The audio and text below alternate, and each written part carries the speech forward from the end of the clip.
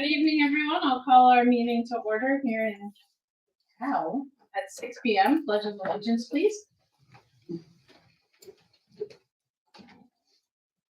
I pledge allegiance to the flag of the United States of America, to the republic for which stands one nation, under God, indivisible, with liberty and justice for all.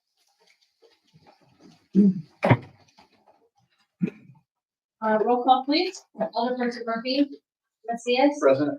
Raza, Timian, Present. Finch, Present. McNeil, Present. Castro, Present. Schmidt. Present. All right. We do not have any remote electronic attendance. Is there any public comment this evening? Your Honor. Thank you. Questions on the agenda? Don't have any other than I'm going to use my prerogative, as I've been told I have, to move miscellaneous business up before our roundtable discussion.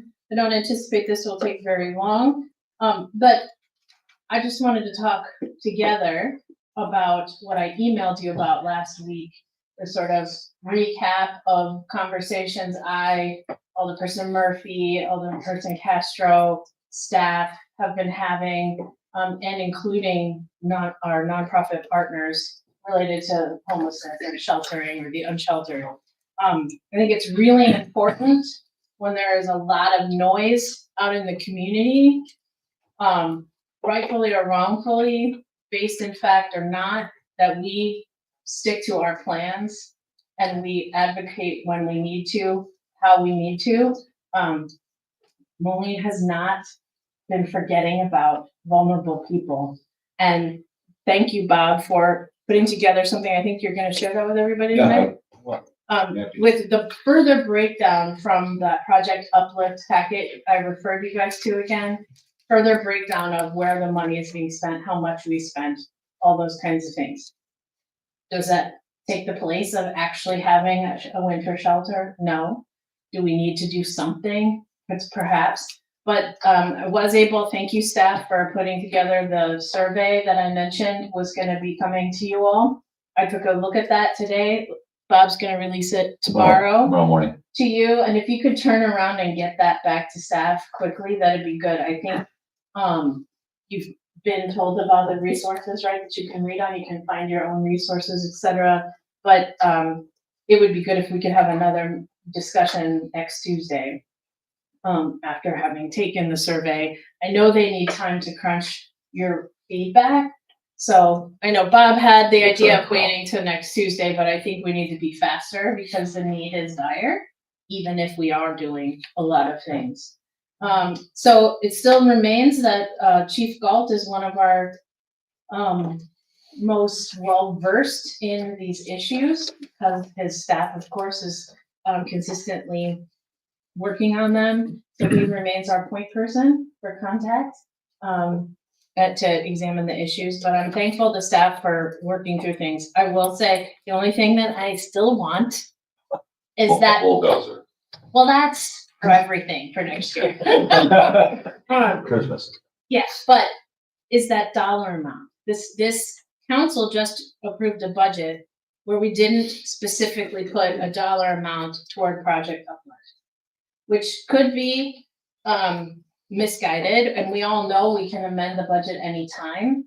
And Bob has talked about potentially needing to do that. You'll see in the survey questions related to such, but we can't, I've believed that like we can't just be about talk, right? We have to walk the talk, and that means we need dollars. And so that I still think no matter what their surveys come back with, you guys have got to be looking at what is the dollar amount of something that we could accomplish. There was one last thing. Oh, just a reminder, in those 3 operating principles that I've used over the years, this one that comes to mind with this situation when there is so much noise out there is that don't point fingers, point to solutions. We have to be about solutions right now. We have to be there. And so I just wanted to remind everyone that that's a guiding principle for myself. And I think will keep us in good stead as we just keep putting one foot in front of the other to meet these needs. So happy to open up miscellaneous business for any thoughts, comments. But I just wanted to make sure I got to share those thoughts with you because I am gonna leave early to go to one of my child's concerts tonight. Anything from the council or staff? I just want to kind of echo this. I'm really grateful for the staff being resilient as they are. We just found some extra money to help with meals for the holidays, and I think that is a great example of walking the walk, walking the talk. Yeah, well, Practicing what we preach. And I think that with housing being one of the pillars of this council now, that isn't just permanent housing, it can also be shelter. And I'm glad that we do a lot behind the scenes for poverty prevention and helping people. And I think that the urgency is very obvious, and I'm glad we have the survey going out, and I'm hoping we can get fast action on it to just move the needle and do what we can. If we don't have enough money for something big, we can have some money for something this year. And if that means contingency funds or whatever we have left over, I think it's worth a discussion. Thank you. Mr. McNeil, did you have something? Oh, I thought I saw a hand. yeah, no, I really, all the Director Timian said much of what I wanted to say. It's just I'm also grateful for staff. I'm looking forward to the survey. I appreciate the urgency, and thank you, Mayor. Thank Bob for discussing short and long-term solutions with me when it comes to the unhoused.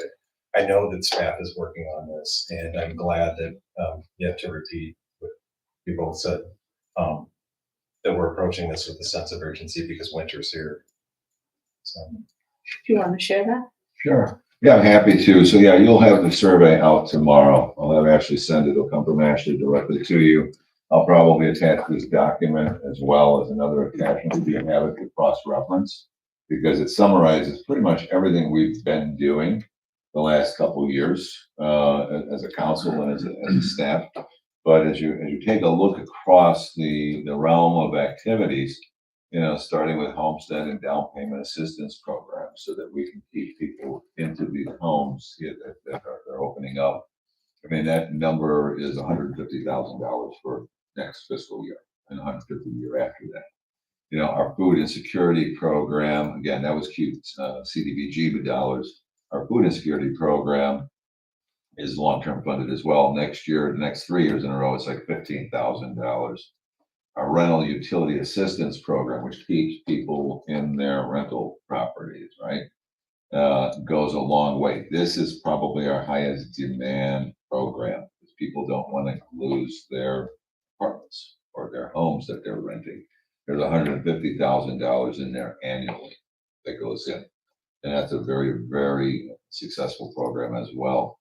Level Up, the mayor started that years ago with the council, following up to a trip she took. The value of these trips. The reason why when she got elected, we started shipping her out, right? Not to get rid of her, but to educate her because she's a powerful voice. And then, $315,000 a year is going to Level Up the next 3 fiscal years. It's almost $1 million in 3 years. Significant. CDBG, and that's cannabis money. CDBG sub-recipients, Christian Care gets 15,000, Salvation Army 37,500, World Relief 16,250. Something to think about. I mean, these are major agencies here locally that are having an impact on people that we don't even see oftentimes. Path Forward, which is that opiate settlement money, there's 66,880 next year, and then 16,508 the following year.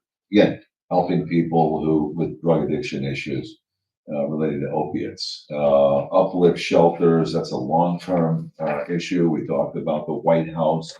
We're in the process of rehabbing that White House right now. I mean, it's not a cheap proposition. There were some expenses we knew we were going to have to incur, but we're going forward with it. There's 50,000, there's 150,000 for acquisition and rehab. There's 50,000 every year going forward for that property for the next 3 fiscal years. The Moline Police Department social worker, really critical program, Center for Youth and Family Solutions, CYFS. There's 50,000 a year in there. So we do have a social worker who is doing that outreach out there. You know, and then we've got our crisis intervention team, which is basically staff time for the police department. You know, outside services here in Moline, we've got the Moline Housing Authority. South Moline and Moline Township have programs to assist people.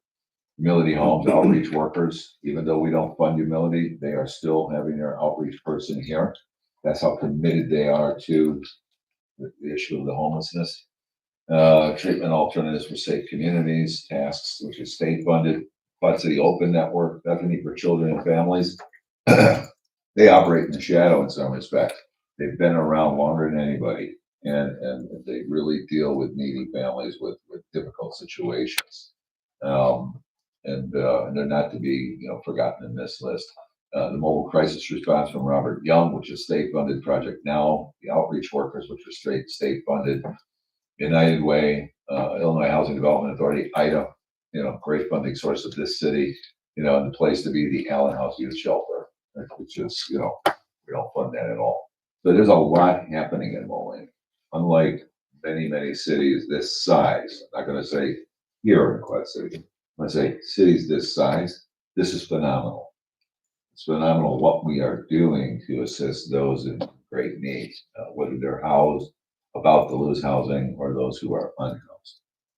The city is committed, and I think once the media gets a clearer understanding of what we're doing, I think they'll understand what we're working on.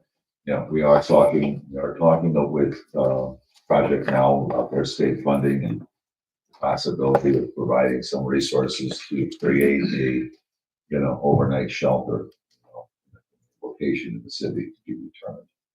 But we are looking at that. Those discussions are just started, right? So, Thank you. thank you. Any other miscellaneous business from the council?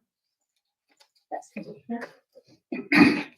And it's on that same topic, and appreciative that we know where we're at and where we're starting at, and also that we've identified that there is more to do and more we need to do. But I think having that inventory of what we've already been doing helps us understand which gaps we're already trying to go at. And, you know, we're not gonna have enough money to solve the problems. But I do appreciate that we're looking at how we can do as much as we can, swinging as bad at that problem and kind of trying to find the best ways. Anything further on the miscellaneous? Anything from staff under miscellaneous? Okay, hearing none, we'll move to our roundtable discussion, FGM Architects presentation, Fire Station 1, preliminary schematic designs and floor plans.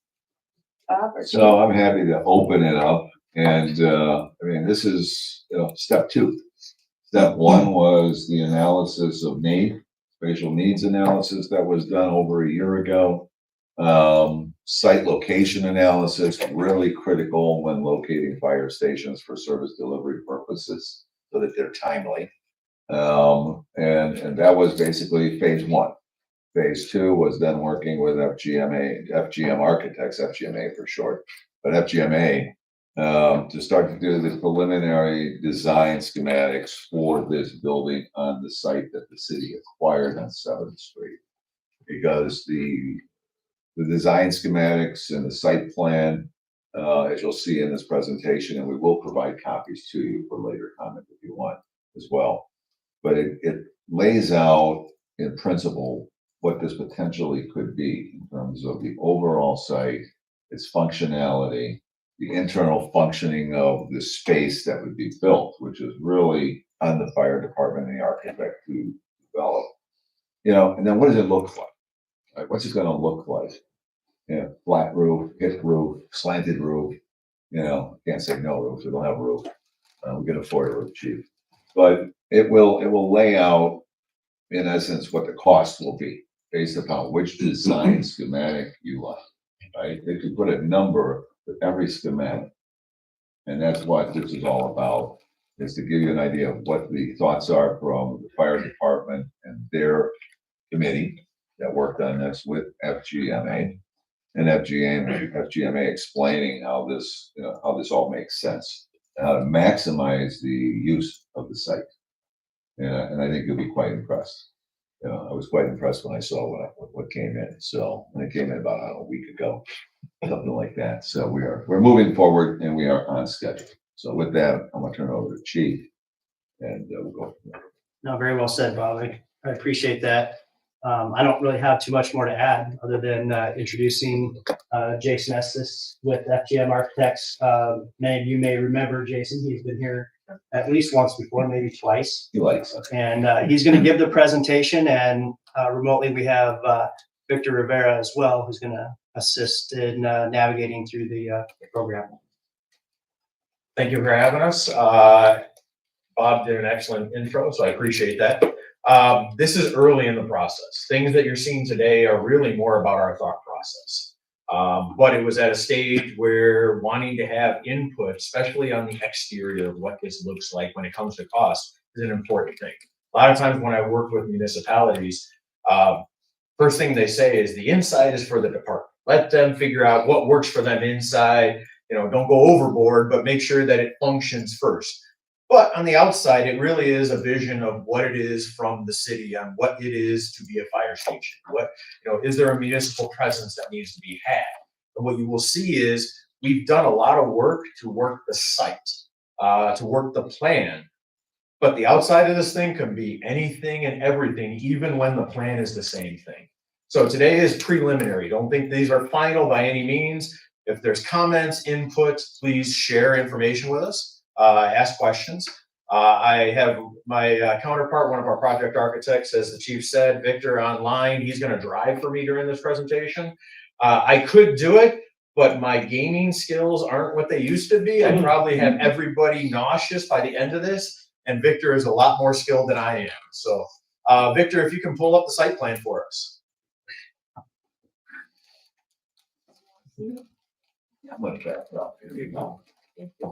And as we talked about earlier, there is a time that we will be providing hard copies, and you'll see stuff. Can you zoom in a little bit? I don't have a very big screen. There you go. All right, so 7th Street is on the left side going north-south, up and down on the page. The parcels that we're talking about, it's 4 parcels that are taken over. I think that's 15th Avenue is what's right there. Correct. So immediately what we realized on this site is there's a lot of elevation change. When I say a lot of elevation change, we're talking 14 feet that you are in the hole. So when we're looking at this, we're always thinking not just make it pretty, fill it in, but we're also thinking about dollars. We're trying to figure out that we're not just going to spend dollars filling in this site. Let's take advantage of this. There are certain pieces of equipment when it comes to a fire station that needs to operate at decent elevation changes. Otherwise, we're going to be gouging pavement. We're going to be wear and tearing these vehicles. So this is the final, not final, but our final option on the site plan. There are probably 5 other choices that we have done. What this accounts for is several things when it comes to the fire station. One, the main discharge, which is on the box on the bottom there. He's circling it with the cursor. See, I know that's Victor's already ahead of him. So that is the apparatus bay. What we did is we aligned the primary discharge, the emergency egress, with 15, because that basically means that when they're discharging, you're less likely to have a conflict with passenger vehicles, something that is at a normal intersection. So that kind of set the tone. And actually, it's probably the flattest area of the entire site to begin with, which is always funny, right? It goes down as you go to the upper right, to the northeast. From there, you have kind of an L that's attached. What we ended up doing is providing a lot of frontage off of 7, and that really had to do with the look of this building. We wanted to give some separation, and we'll see when we do the floor plan, we wanted to give some separation to what is the administration, but we also wanted to be able to maintain function and proximity of the residents adjacent to the apparatus bay. At an earlier time when we were doing the initial study, it's all about getting the occupants and the firefighters to the vehicles as fast as possible to get out. That's the one thing that we can contribute to. You know, that's part of why the location study of where this has to be, that's a point in the triangle of getting as quick as you can. Then it's their response and travel time from this location. But getting to the vehicle, be able to meet NFPA guidelines, we want to be there within 90 seconds out on the vehicle. If not quicker, I think it's 60 when it comes to EMS. So it's really about making sure that it functions quickly. But what we did is we're treating that as a 2-story. When I say 2-story, the upper level is actually equal with 7th. So you're actually going downward as you go to the rear of the facility. And the lower level is where we're providing our training and other operational small vehicle bays that you'll see to take advantage of the site. So that way we're not filling it in. The other thing that you will see is just site circulation. So on the apparatus bay, as I was saying, the discharge at 15th, that is the heavy vehicle. So really, the only thing accessing or entering that side of the station is all the heavy vehicles, the fire equipment, which means I can keep all my heavy pavement on one side. I can keep that not interfering or interacting with vehicular traffic if I have people attending a training session. So that stays on one side, and there's ample space, and you'll see them when we get to the plans where the tower is, where extra parking is for that. On the north side, we provided some immediate street parking off of 7th for guests that are visiting the fire station. Then we go along the north property line, and that starts ramping down as we go all the way around to the main parking. If you go towards the building where he's circling now, that is more of the parking for the training, and then the parking on the right is parking for staff, for the firefighters. This basically takes advantage of most of the site that exists. So if you go to the floor plan, Victor. Yes, please. And this is more for David. David, would you be able to change the view so it could be bigger? Maybe. I just expand it up Yeah. here, maybe. Yeah, right on the corner. No, That's him. that's his screen. Yeah. But no, No, just we- below that. no. This is on his screen That's that he's his sharing. screen that he's sharing with us. Oh, we can't control it. We can't really go. Right there, that's what I'm talking about, there. Uh, Speaker. Full screen. Yeah, go to the speaker. Speaker. Go to full screen. That one. That one.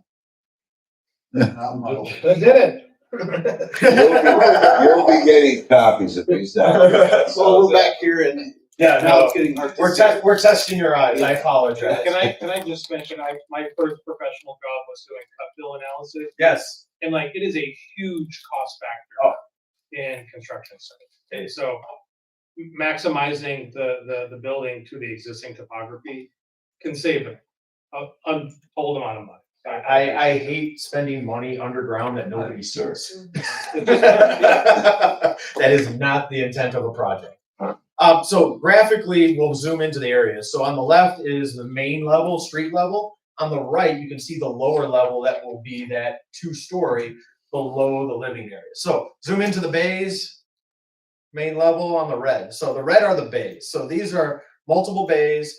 They're considered drive-through. Whether they're actually drive-through, double discharge, that really has to do with operational differences in the vehicles. And all the other spaces that you see, all the little boxes, and again, this will be developed to a full plan as we are doing this, but this is the early stage. These are all the support functions. These are all the rooms from decon, storage, equipment, turnout gear, SCBA. This is all the equipment that needs to support the operations for the fire operation and the immediate. So that is all firewalled from the adjacent space to the north. Pan down or up, whichever way you want to call it. There you go. The orange space itself, which is immediately adjacent, is the residence. And I know you're not going to see all the little names on the spaces, but this is everything from living quarters, bunk rooms, toilets, fitness. All of these spaces, again, are meant to have direct access, and you can see the multiple points of access to the bays at the red. Fitness is centralized. You'll see it actually. Can you circle fitness? There you go. So we're leaving it, again, to be able to have exterior access for daylight, fresh air. Again, we're thinking about the occupants as they go through this, keeping the private area towards the rear off of 7th for privacy for sleeping at night. As we roll up on the site, or up again one more time, there you go. So when you get into this, the blue area is the administration. This is totally separated. They're able to function without having to interfere with the operations of the fire station, but yet still be connected. If they have guests that are coming there, they're not literally walking into a bunk room and seeing, people's personal things. Obviously, security and control are a key component of all of this. So they're able to come into that light blue area, which then gives you access to the lower level. If you have visitors at the front, let's say they were coming to a training room or an event, it's isolated. They're able to go downward and then out towards the rear, but they still are limited in where they can access the facility. So this matches the program that we developed. The one thing that you do see there kind of in that, show the patio, circle that if you would. So because of the multi-story, there's actually an outside second floor. It's main level, but it's actually from the lower side. You'll see it. It's a patio. So it's an area so that, again, it's being utilized by fire administration as well as fire staff personnel. So a place that they can step outside, get fresh air. Obviously the crews can cook and such. But since it's upper level and you really don't want the grill on the front of the station, we're giving them an opportunity to be able to have a place to actually get outside. Roll over to the right. So in this scenario, again, the light blue is what comes down in the training and museum area. So that is all open accessible to guests, attendees. I'd say public, but even public is basically going to be cut down at the vestibules unless they are then accessed in as it goes through.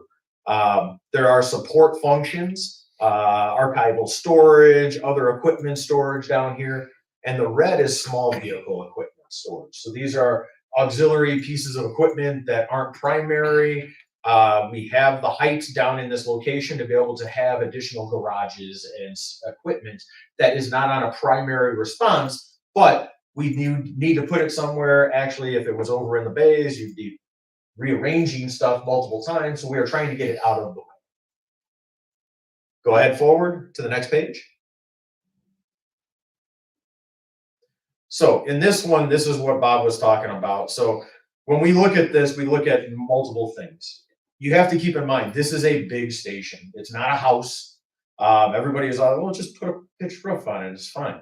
You put a pitched roof on a house and you'll see it. This size, your roof, the amount of roof you see will be 25 feet of vertical roof. It's considerable when you start talking about the pitches required to maintain. So you see a lot of times some implementation and mix of materials and roofs. These are generic concepts, but what you will see in our options is a flat roof, some slope roofs, and then a hip roof. And this is meant to give you the understanding of what that impedes. What you will also see in here are colors. Now, it's representative. We haven't picked any colors. We haven't picked materials, but we are looking at materials that are meant to be long-lasting, low maintenance. There's no such thing as maintenance-free, but low maintenance as we look at this. So anything that you see in a red tone would be like a brick or something of that sort. Anything in kind of those gray tones, you'll see kind of a metal profile or a metal fascia. If it's in a white profile, you'll see some type of stone cladding or something. And then you'll see kind of a wooden type of or a beige type of color that would apply to more of either a metal panel with a wood finish, but something to give some warmth back. And so these would be selected later, but this, at least when we're looking at these renderings and images, it would give you context. Okay. Any questions at this point? All right, let's get into the fun stuff, Victor. All right, so option one, this is a flat roof. Now, there are certain things that we've taken consideration for. So at any time, Victor is going to be driving around. So you're going to see flying around in different pieces. So if you want to see certain areas. So this is taking into consideration flat roofs. Now, flat roofs on a commercial building, when I say commercial, it is public, so it's kind of commercial.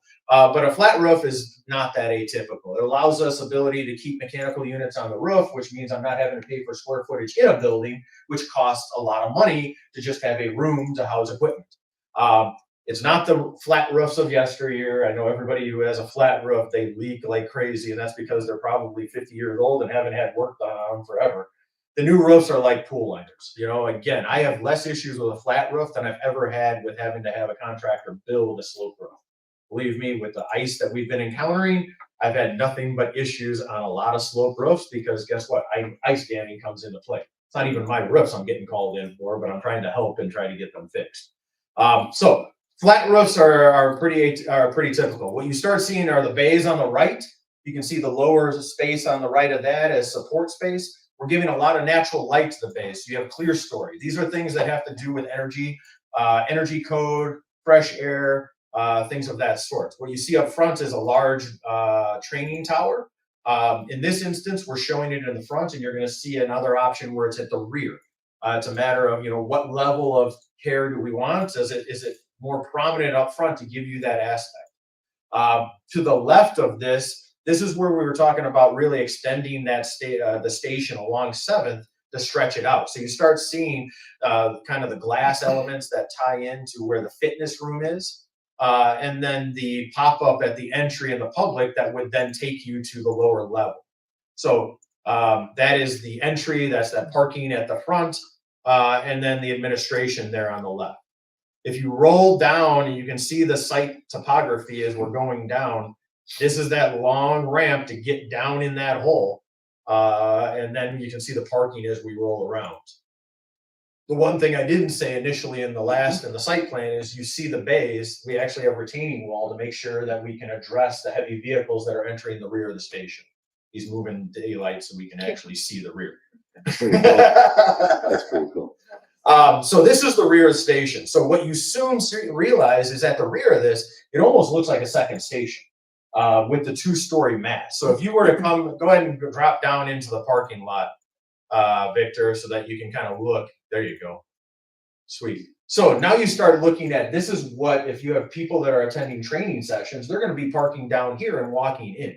It doesn't feel like you're walking in the rear of a station. You can see the second floor patio up there. You can see the entry on the right side over there is the actual small vehicle bays. On the left, what you see are the bunk room windows, and we just basically created an element to kind of give it so that it didn't feel like a small mass. It just extended down into that brick facade. Can you go to the far left? Sure. Can you go I got- left, I got- Victor? All the way by the bays? Yeah, I got nervous about this wall. Okay.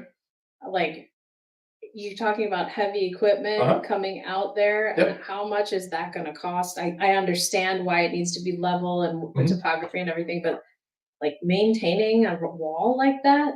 It'd be retaining as we go through, so it would be designed for the proper loads. We need to make sure that there are proper guardrails and everything in that nature. It happens a lot when we got a lot of grade components. Okay. The hard part is if I come down, I'm never gonna be able to come back up. If this was a Right. back-end station, we wouldn't be talking about this opportunity, Well, I'm not an engineer, obviously, but is it an option to actually fill that with dirt instead of a wall? So You could. there is not a maintainable wall at that point? You could take that and float it out. Obviously, we're limited on this site just because we don't have a lot of places to put things like detention and things of that nature, and BMPs, best management practices, which means I got to get that first inch of water back into the earth. So I'm trying to, and plantings and everything else. Yes, I can create a hillside and soften that versus a wall. That's something that could be considered and looked into. Absolutely. Yeah, I agree with the maintenance long-term. A 2-to-1 slope's probably easier to maintain than a wall. We can definitely consider that, and even in that scenario, it could be, maybe even if it's not completely a slope, maybe we can tier it at a point that would be a little bit more acceptable. Thank you. Smaller tiered walls. Yeah. With gardens. B.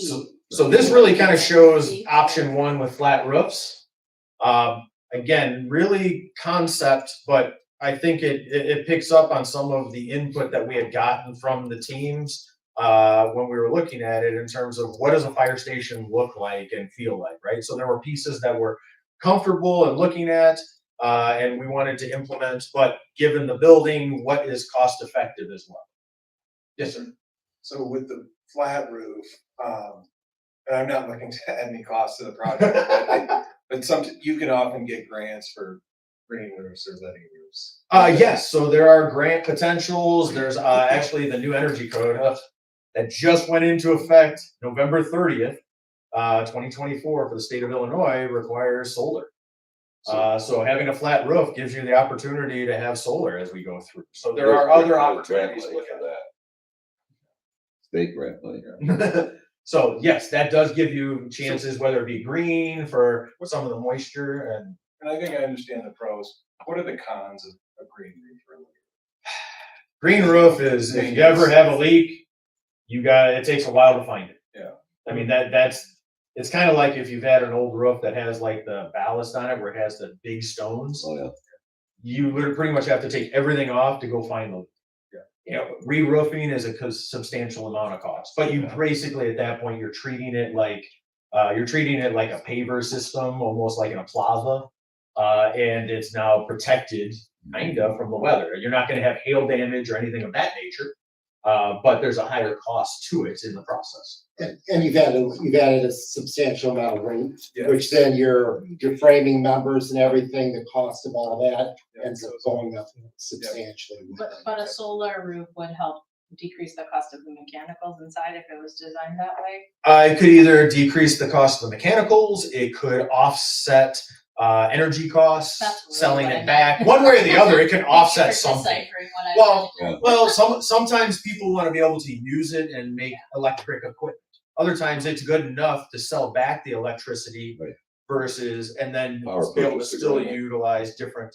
Nowadays, we're starting to look at microgrids where Yeah, exactly. you can save it and sell it back when in prime time, so you get the most dollars for your buck.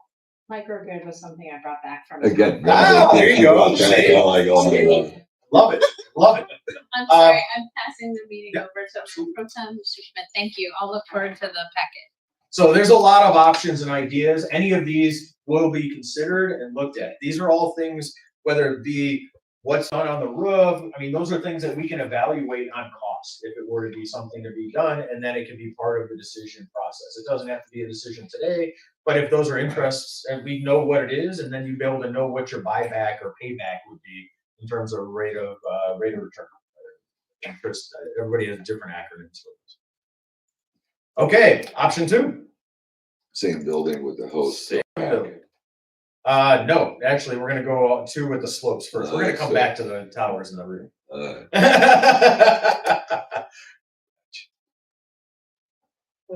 So this has got sloped roofs. So this is more of like pitched metal roofs, low slope. So when I say low slope, most roofs, if you think of a house, if you have shingles, they need to be at least a 412, right? So this is something more like a 112, something like that. And again, you see a lot of roof and it goes up very quick. So you see some opportunity to look a little more modern. Again, this is why it's so important to be able to share this, is the idea of what does it feel like, what does it look like to the city and the departments on what they want to portray. Does this feel too modern? Or is it nice and clean? And the idea to be able to kind of say, no, we like this. This gives you a metal roof, which a lot of times people love metal roofs. Again, you're never, even if the finish has to be redone, the metal roof is not going to fail you for 75 years. It's going to be a good roof for the long life of the building. But it's a matter of that look, that feel. Similar, again, plan didn't change, so you still walk around the building. You have some heights, which inside your insulation now is up high versus at some other locations. So you have larger volumes inside, which means your mechanical systems may have to be increased to make sure that you can accommodate those larger volumes to be treated. Sure. Go ahead and walk around the rear, Victor. But there are opportunities. If you look at like the bays, we're able to get some additional clear story up at the bays. And as soon as he brings the daylight around, what you see there is some additional signage. What I've learned over my years is I can never put enough signage on a fire station. Fire is a very proud breed. But the idea is it is nice to be able to make sure that we have that chance. It's a public building. It is a city building. People should know that it is a fire station. But you see on the clear story, a chance for like if we wanted to put Moline Central Fire up there, you still have that rear entry.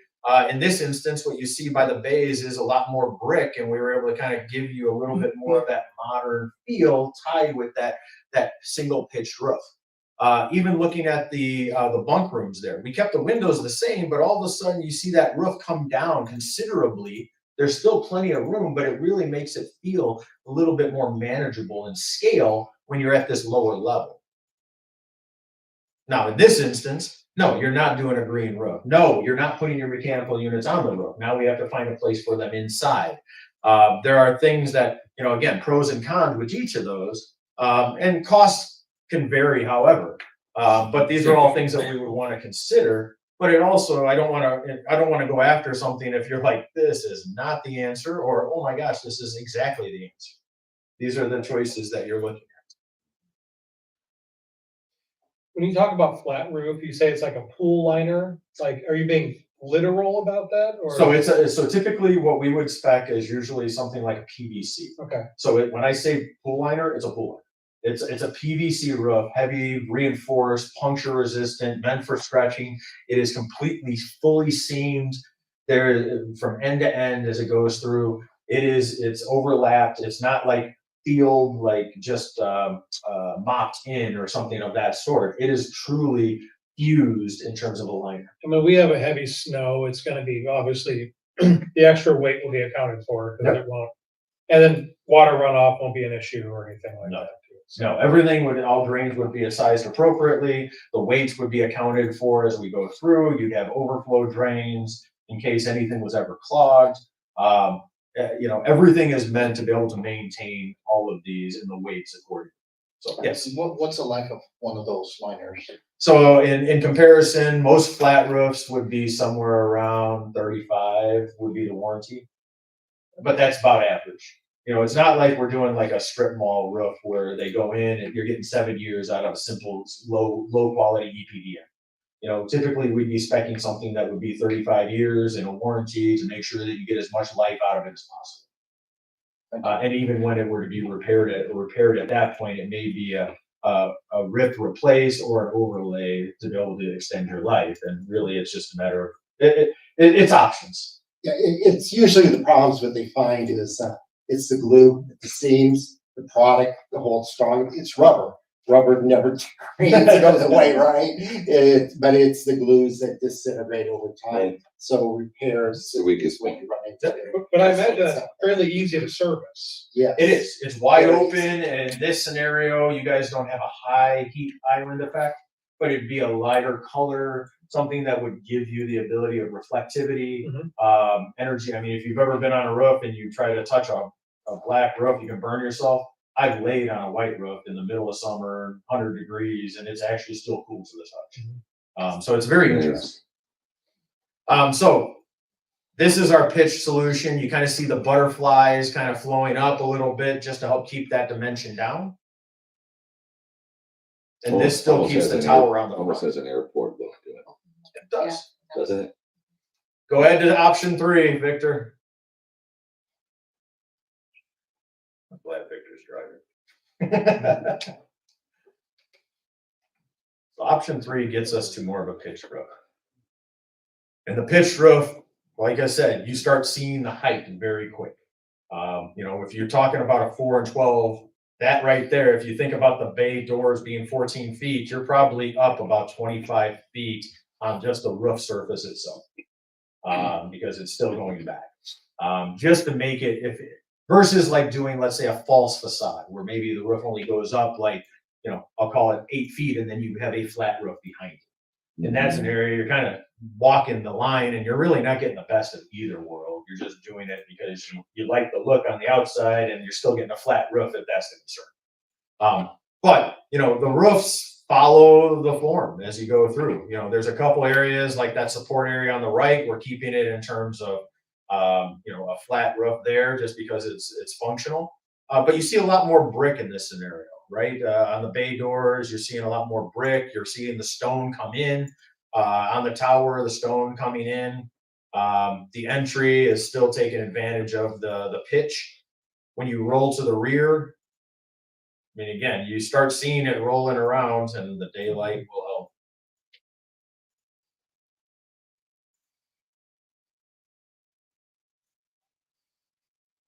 And it's dark right now. We have the ability to change colors and lighten it up. I mean, these are just some of the colors and materials that we're looking at. You know, a lot more brick in this option because we felt it needed it in this scenario, just because it was so heavy with the dark mass up top. And we were able to kind of set the tone in this one, like the bunk rooms, we kind of created a higher band with the stone base. This was not a favorite of the team, but this is the question that comes up, and I want to make sure that you at least are sharing it in the process, because if I didn't show this today, you'd be like, what's a pitched roof look like? And be like, oh, let me show you. So this, while I don't want to sway your opinion, but it definitely was not a favorite of the team. Could you put mechanicals in this new attic space? Serviceability makes it difficult. Yes, it can be. Obviously weights and such. But the amount of equipments and everything else, I would say probably not ideal. Especially, you know, again, in a commercial building, these are not units that are accessed occasionally. You know, the heavy filters, which is not your house filter, you're talking probably talking about 6-inch wide filters, need to be replaced every month as they go through, if you're going to keep the air quality at a level that's probably acceptable. You know, fumbling with all those up in an attic, I really wouldn't want to do it. And ask someone else to do it. So I wouldn't start that way, but if it was like an existing condition, it might be something to be considered. All right. So the other part that we wanted to show you was the tower. Now, this is one that amongst the fire department, they have a battle royale going to find out where and how. But the idea of being able to understand that the tower is an iconic piece in this scenario, but it's also a functional piece. So we started looking at, you know, what if we were to take the tower, move it to the back, still highlight that front area, and make this something a little bit more functional, where when they're throwing ladders and other things against it, that it can take, you know, that it's not front and center.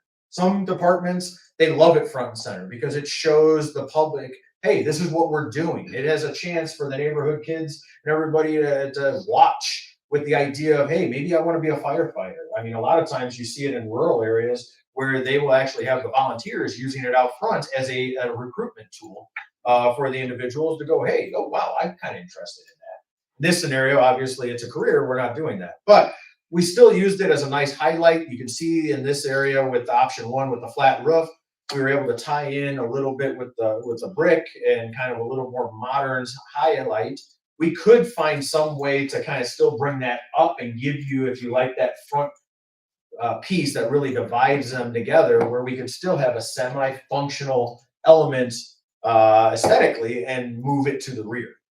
So this is a functional thing that I think is kind of still being able to be batted around amongst the team, but it's also an aesthetic thing, right? What really wants to be forward? How many times are they accessing it with ladders? Because even if it's on the front, they can still be hanging, you know, hose, running up and down. There'll be training props within it, other elements to be able to do hose training.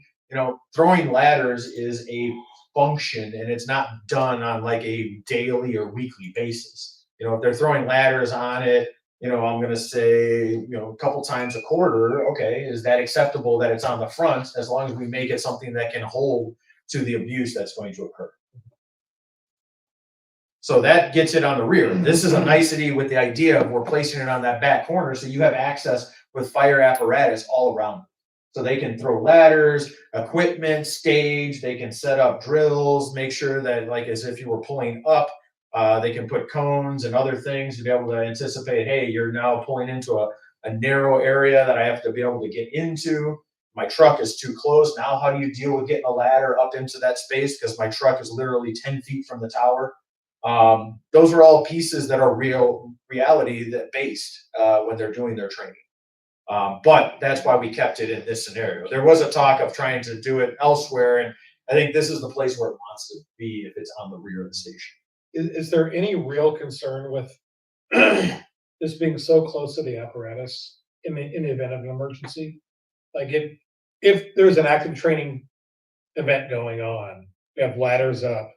I mean, obviously they can go bi-directional, but is that like a real concern, or am I just imagining a bad scenario that just will never happen? No, I don't see a concern. typically in the rear, if they're setting it up, those are the ones, a lot of times they may be doing true evolutions in training where they're out of service and the service crew is still in the front. Other times, if they're doing on-shift training, they hear it and they just get down and they go get into the response vehicle. If it was on the front, maybe it may be blocking that first bay, but if they know they're going to be training, they're going to move that vehicle over to bay 2 so that it's free and ready to go. So I think it's more of a procedural SOP thing that would be anticipated by the department.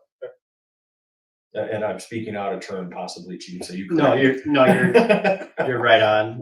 We do this currently at all of our stations. We train in-house and throw ladders on all the buildings, and if a call comes in, we just put it away quick. If it's extra equipment, we might just leave it and move on the call. So it's not an issue. Did you have another option or anything on there, Victor, that I wasn't thinking of?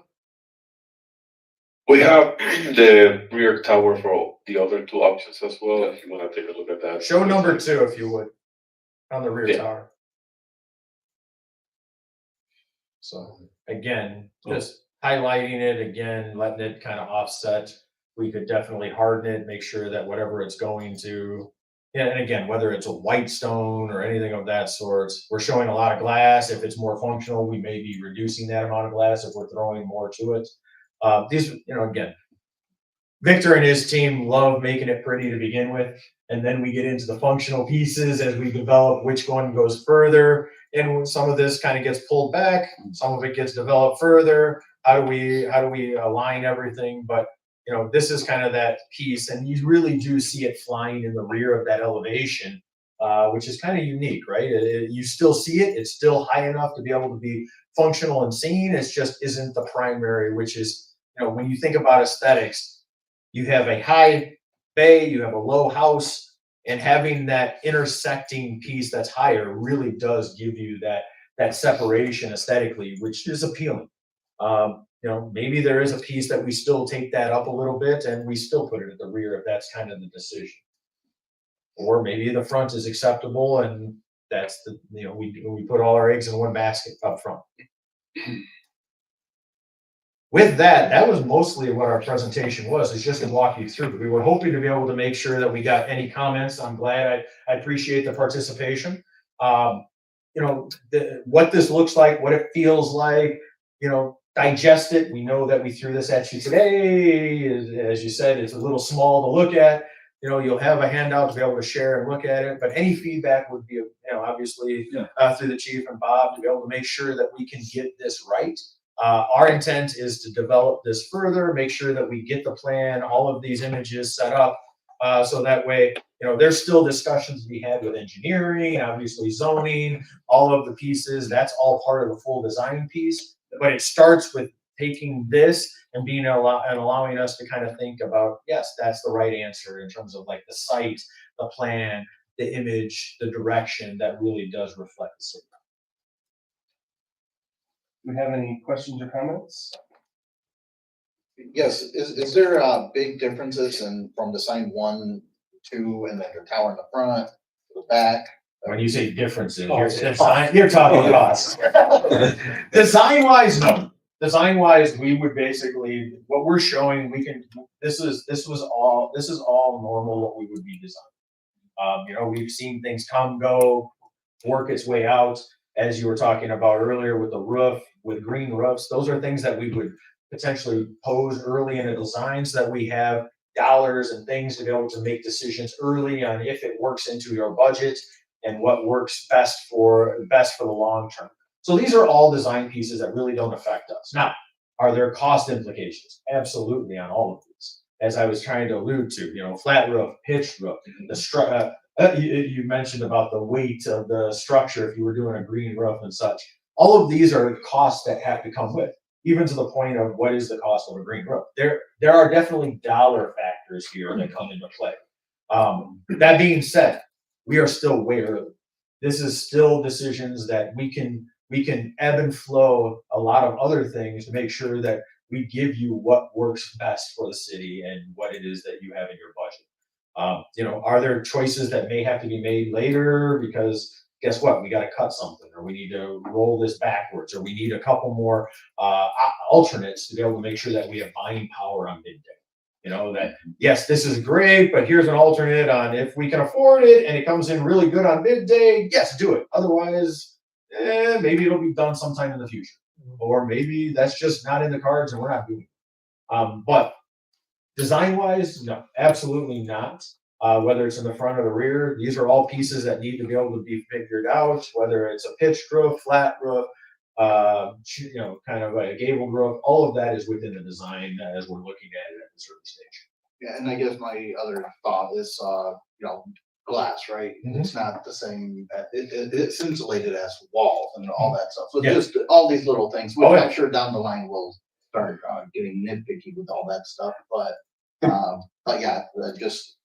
Yeah. But yeah, so we're not there yet. No, but I Obviously, love the conversation conversations. is gonna be the priority, what works best for the team and then. we'll I love the start conversation. Getting into those areas, okay. Yes, sir. Chief, do you all have a preference on front or back for the training tower? On front or back Correct, for the hose tower? correct. Yeah, I would say my preference is the aesthetics of what it looks like on the front. Okay. My deputy chiefs, I believe, like it in the back for the training purposes. But I think we can train out front as well. As Jason said, it actually can work as a little bit of a recruitment tool too, if the general population is seeing us out there, training and. Especially by a park right there. too. Yeah. Right. Yeah. Traditionally, they're in the front. Traditionally, I think it looks nice, but again, there is, I wouldn't call it a battle royale by any means, but, Well, I guess that feels but- it is, it yeah. tells me that there's been discussion. but there has been discussion. It's a good discussion. It really has been, Yeah. because They're each a of them pleasure to come, work with. well, it has been a pleasure. And honestly, they come with real reasons of why it's a good thing. And then they support the other side's reasoning on why it shouldn't be that way. It's so funny. They actually complement each other on it, which has been fun. I think we're very lucky, the individuals that we have working in admin right now, and that's the only team that's been built currently, is because we're in such an early part of this. There is an eye for this stuff, and there's a lot of thought that is put into it. A lot of training, the big wall out back, that can be used for training, that can be used for repelling. The hose tower as well can be, but maybe a little bit lower level for lowering Stokes baskets down, like through a trench rescue or something like that. So we can use everything that I think Jason and his team have provided to us at this point. So we really like that. I will say we're probably leaning, most of the 7 of us are leaning towards the flat roof. We like that. I think the others, the hip roof, I think I even noticed some of the reaction here was, no, that's not good. And the sloped roof to me looked a little too futuristic. We're putting this in a neighborhood called Bull Town. I didn't like, the first thing we all said was it looks like an airport. And Yeah, that's not it what we're does. trying to build. It We're does, trying to like build something that's recognized as a fire station as you're driving up to it or driving past it. So So, if you have a helicopter, right, rescue helicopter like Miami-Dade. Yeah. exactly. As we look at the tower piece and even to the roof piece, no offense to the architects, but I think they all look fine. And for me, that decision would be driven a little bit more by cost. And if I don't know if there's a difference between the tower in the front and the back. If there's no difference cost wise, then I would defer to the department and say, where do you want it? Decide you want it. And that's like, to my mind, that's kind of the hierarchy. And if it's equal cost, then let someone else who has the stronger opinion push that forward. At this early stage, it'd be equal cost front back. So it really is about function more so. Yeah, and for the roofs, I think the flat roofs make a lot of sense, but, and again, for me, unless you come back and it's like, well, actually, that slope roof is gonna be significantly less expensive, well, then we might have to, because that's a trade-off to make sure we get all the functionality we need without a cost overrun, but I don't expect that is the case, and I'd love to see us going with something solar or something like that, but again, that has to be cost economical. When you talk to In my this, opinion. the solar issue, I mean, these panels are dramatically changing in terms of their size, you know, and They're light. they're That- very, very light, they're much smaller, they're not like these monstrosities that first came out. They are much Can smaller it be in the put on this process. roof without destroying the appearance of this building? So actually, what's interesting is with the PVC roof, if you were doing a flat roof, they actually make a piece that gets welded to it that actually clips in the actual solar panels. It's Nice. actually at no, really, I say it's minimal cost to be able to tie it in, and it clips into it, so you're not actually penetrating it. But, you know, again, it's the energy cost, the energy code that's. You can make that's the driving building a lot. basically self-sufficient, literally. There's a With lot, that. I mean, you have a lot of area, I mean, there are Right. going to be a lot of spaces that are gonna be mechanical needs. Right. We would wanna be able to highlight those in key areas so we can maximize if we were doing that. You know, you have things like the bays, right? So I'm doing a large PW facility right now, DOT facility, about 140,000 square feet. Huge. Most of it's garage. So think about garages that aren't cooled. So pretty much I just need heat. So I'll call it 8 months of the year, I don't have any energy costs. Yeah. I'm able to put solar on this thing, and our payback is within 3 years, which is nuts. It's one of those things that you're able to kind of get this real money real quick and understanding the payback as it's rolling backwards. And now we're potentially, again, microgrid from the mayor's comments, we're actually considering a microgrid on this application. In this instance, you have bays that similarly, they're not cooled, they're only heated. So there's opportunity that for a good portion of the year, yes, there's training, there's administration, there's residents, but for a good portion, I'll call it a third of this facility, we're gonna have something that only needs heat. So if you were talking about electric needs, when it comes to cooling, we might be able to actually get something that would give you a decent payback quickly, which that's the hard burden, right? Everybody wants to be green, but it's that, when do I get payback? If it's 20 years and it's about the time your solar panels are dead, it's more about show than it is about, you know, again, you guys were talking about earlier about, you know, walking the talk. Same concept. It's more about show than actual function. In this scenario, you might actually be able to get something that could have payback within 10 years, and then you're starting to it's kind of like buying your car, and eventually it starts earning money for you once it's paid off. You don't want to trade it up ever. You know, what about lead certification? You guys discussed that at all? We did not. So lead certification seems to be one of those things that are going by the wayside.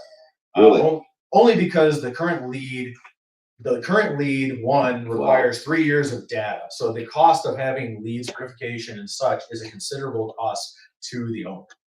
To the tune of probably, depending upon what level you're hitting, you're probably at $500,000 to $700,000 by the time you're done. Wow. As you go through. Now, that being said, the energy codes, the current energy codes, building codes have the ability to include a lot of sustainability and energy savings That's what we'd want. that we've done many a time where we've highlighted what the differences are. And in this instance, we can easily highlight it against the current station to be able to show how much better this is, to be able to say, this is the energy that we're creating, this is the insulation value, and this is what we were doing. And that it could be more of a public announcement, a public presentation, and something that would be done versus having the little plaque on the wall, which they don't give you, by the way. You have to buy that. Even if you get certified. You just said it's a racket, but that's okay. I'm not a fan, only because, like I said, the 3-year commitment is something substantial. It is. And it's a high cost, and you guys don't get anything additional to it. I'd rather put the money into something like a solar or some type of energy Absolutely. savings. You meet the requirements without getting the certification. And right there, if not, yes. Two things.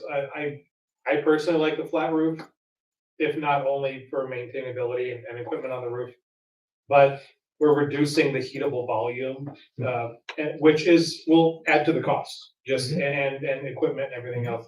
I like equipment on the roof and solar, but my question with solar is, when do you need to know that we're interested in this? Because it's obviously part of the bidding, and we can't just patch it on after it's built. And so it needs to be built in a way that at least all the circuitry can accommodate. So I can tell you this, that whether you choose to pull solar or not, it will be designed to put solar on the road in the future. Okay. So structurally, we don't even have that as an option. We believe that that is the smart decision. At some point, it will be a requirement, and therefore it better be able to accommodate. Yeah, I just think the electrical, The electrical service will have it in there. Now, we will typically, while you may not have the actual equipment to push it back, we will have space within the electrical room that you can have transformers, inverters, and other pieces of equipment that would be able to house that. even battery backup. Battery backup is a question because of the cost of the batteries. Yeah. As soon as you have that, who wants to pay for it? So are you storing it or are you just pitching it back to the grid? The solution on what you do with solar is a whole different discussion. But the idea of having it, whether you pull the trigger now, whether it's something that we design it in and it could be an option if it's, once we do the early budgets, does it stay in? Does it stay as an alternate so that, hey, just because you were able to get, or maybe it gives you the opportunity to pursue grants or other type of funding sources. I've had some that have been able to get, whether you can connect with your representatives and such, that all of a sudden some monies are found and you're able to make this even more profitable. Also, the battery backup, there have been some issues with it, and fire department may not be the most interested in putting that in their facility. They're hard to put out. Yeah. The cost of a battery is pretty substantial, and typically you're only getting 7 years out of them. So it's a pretty large commitment. That's where something like a microgrid would be better served. And at least then you're selling it back, but you're selling it back at ideal times when your cents are as maximized, and then you're using the stored energy on site. That would be a better issue or item to be concerned with. Quickly back to the LEED certification. Yes, sir. So I know we don't need like the LEED's trophy, Mhm. but if you are designing a building that's going to be LEED certified, can that help you secure grants for some of the elements that you're? It's not it isn't really highlighted as much. There are some grants when you come to, clean energy grants from the state and other pieces. To say that it needs to be LEED certified actually is not a requirement in there as much. It's more about the type of energy that you're utilizing. There are instances, a lot of times, I haven't done too many LEED projects of recent, only where the municipality may have an old law or something on the books or ordinance that says that any new public facility will be LEED certified. Those instances we obviously have to follow. But this discussion is had, and when you start looking at what the dollars are, it seems to go to the wayside quick. And even if it's $500,000, well, we can possibly look into solar. We can look into geotherm for $500,000. I can go geotherm on some of this stuff if we wanted to. I would like that. So there are other pieces that are long term that would be better served, that I think would give you a longer build, because I think I had said initially when we came in, way back when, one of the times that the chief said that I was in here, this type of building on a fire station, the average life of or average age of a fire station in the US is about 76, 77 years old. So to say that we're doing this short term is not the answer. We're doing this for a long-term building. A geotherm system is a very long-term solution. Is that an option for this? Absolutely. Absolutely. Something to look at. We have the space for it too. We'll look at solar grants as well. They're out there. You have the ability, a large site that I can easily put wells in. We have the ability with the equipment. We can go with reheat, with obviously loops. You have a lot of functional space that could work. I'd rather it's your money. I'm never going to say what to do. I'm never going to say what to do. But if I was spending the money, I would put it into geotherm versus LEED. Yeah, something of that. agreed. And I think that for me, whether it's the energy systems down to brick the facade, whatever we're going to use, I want to look at the lowest cost, but I don't mean the lowest cost on construction.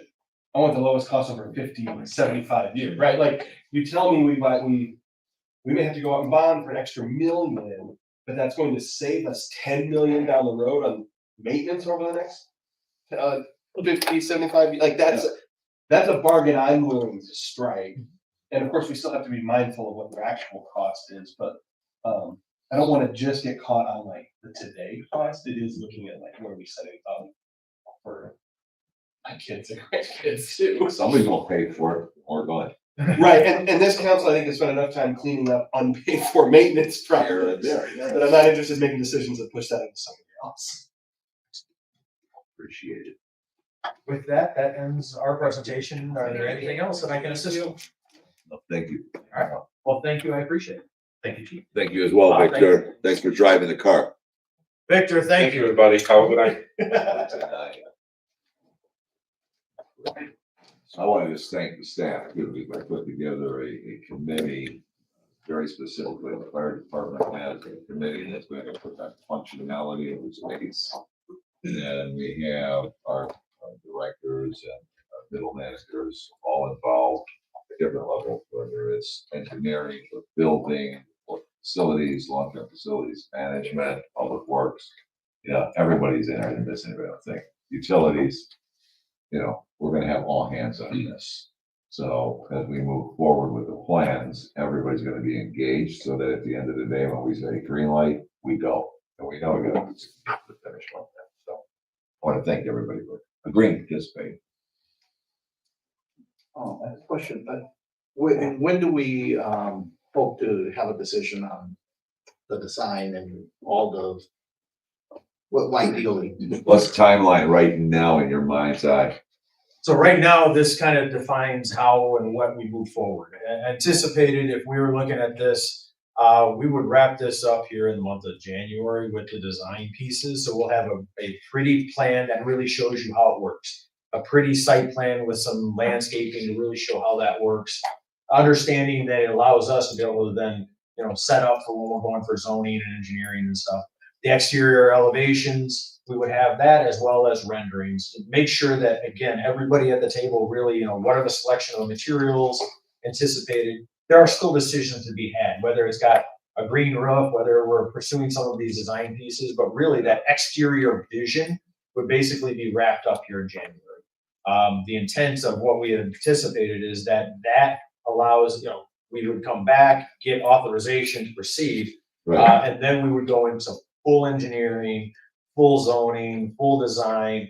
I'm just gonna say, this gets us ideally 50% SD. We still gotta go through design development, construction documents before we're ready for bidding. So we're probably 6 months before we'll be ready to bid. And that's still making it, and we may slow that down if we got to go through processes, approvals. We may want to go through full permitting, depending upon some of the pursuits. When you're talking about grants, maybe we take some of those design pieces and we are able to pitch or have some of those conversations with individuals that might be willing to push for you to get some of those dollars. That's true, that takes time as well. So sometimes you got to slow it down to go faster. I mean, I hate, never cheaper than today, but sometimes pushing it out at the end of 26 to bid, maybe you bid it over the winter of 26 when everybody's sitting during a nice cold winter like this, where they sharpen their pencil a little bit better and you're able to start in 27. It's those type of items that would be considered as we move forward. The bonding, they have to talk. The bonding is like right around January 1, 2027. Harold's not here. It's passing that. That's how it's built in. That's when They have a year to do all the design work and all of the bidding and get everything laid out through 26 and the 27 construction. Kicks off construction. So being able to take it and slow it down might be beneficial. Make sure that we get Chase the grants, we can chase everything we want to, because it's a lot here. Bob, is it 27 because our other The other bond debt falls falls off off? entirely. Yeah, Yes, okay. exactly. So that way the debt remains level. Residents never feel it in their property. Last call for any questions. Thank you very much. Thank you. Next item on the agenda was miscellaneous business. We've already conducted earlier, but I want this passed. Anyone have anything to add? I just had one Oh, thing, I'm sorry, which is staff. there's going to be an open house for a Habitat home at 2510 Fifth Avenue on Saturday at 10 a.m. we're gonna be busy giving out food vouchers at that time. What time does the food voucher program start again? That starts at 8 o'clock. Of course, if somebody was coming here, if they 8 till want to get here 11. much earlier, we're gonna be here at 6 a.m. to let them in the building. Yeah. But, They won't be out. Oh, but the main thing I wanted to share was that Habitat's got that open house at 10 a.m. Saturday. That's at 2510 Fifth Avenue. shoot out an email. Yeah. You can send out an email, Chris. Chris, just shoot out an email on that too. Okay, I will do. I think I have it. Other staff updates? Well, I had missed a section of public comment. Was there any public comments? All right, thank you. There is no executive session this evening. Nope. So I would need a motion to adjourn. Motion by Castro, second by Mitch. All those in favor? Aye. Opposed?